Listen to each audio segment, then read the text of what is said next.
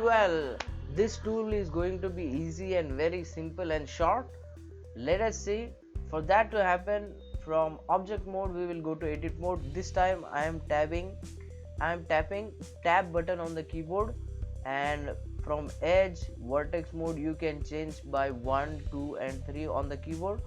So we will come down here to our next tool, which is edge slide.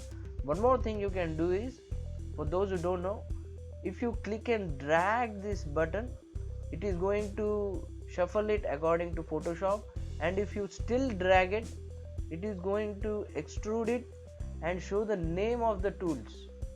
This is one of the most wonderful things that Blender developers have thought of. Hats off to their thinking. So what I will do, I will just shrink it down. So now we come to the next tool, edge slide. It does exactly what it says, it slides the edge. I will select this tool and we will go to the edge mode. For that to happen, I will tap 2 on the keyboard. If you want, you can click here as well. I will tap 2 keyboard because shortcut is power. So what I will do is, I will select the edge mode. This yellow button is there. You just need to click and drag this, and you can slide it in its constraints. It will not move as the grab tool. It is going to constrain it to the edges along the sides. So this is edge slide tool, and the next is vertex slide tool. What it does is exactly what it says.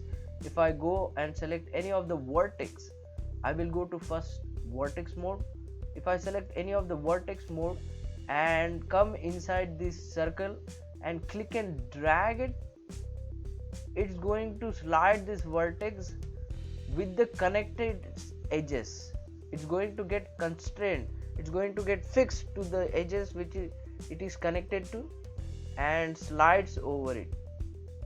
So that's how vertex slide and edge slide works.